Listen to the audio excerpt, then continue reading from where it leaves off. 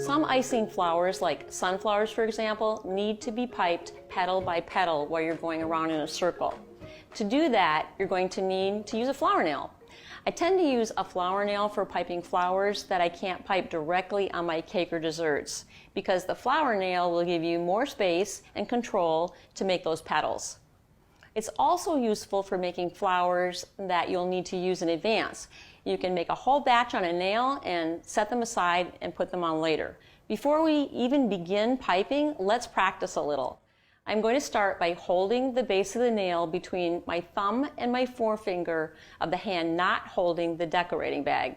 I'm right-handed, so I hold the flower nail in my left hand, and I'm going to practice rolling the nail outwards away from my wrist. For left-handed decorators, you're going to hold the flower nail in your right hand, and again, we're going to roll outwards away from your wrist. Let me show you so you can see what that actually looks like. Now we're ready to do the test. I'm going to place a small dot of icing on the center of the nail to hold down the icing flower square. This is going to act as a liner for my nail. Once I'm done with my flower, I just slide it off the nail and onto the tray to set aside. I have a bag fitted with a tip 104. We're going to start piping petals on the side of the nail closest to your fingertips. Watch how my hands are positioned. You don't want to pipe on the other side because that would really be awkward.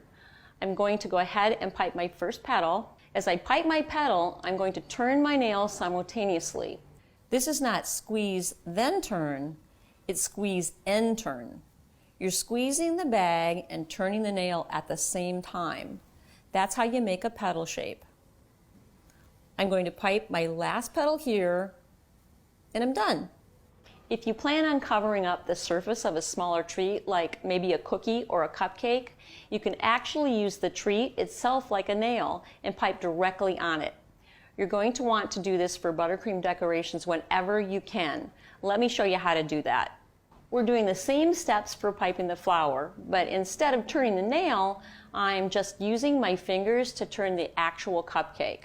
Same concept as the nail, just different movement. So let's try this. So I'm going to pipe my first petal, and then I'm going to stop, and I'm going to rotate my cupcake, and then I'm going to go ahead and pipe another petal, and then I'm just going to go ahead and repeat until I get all the way around my flower.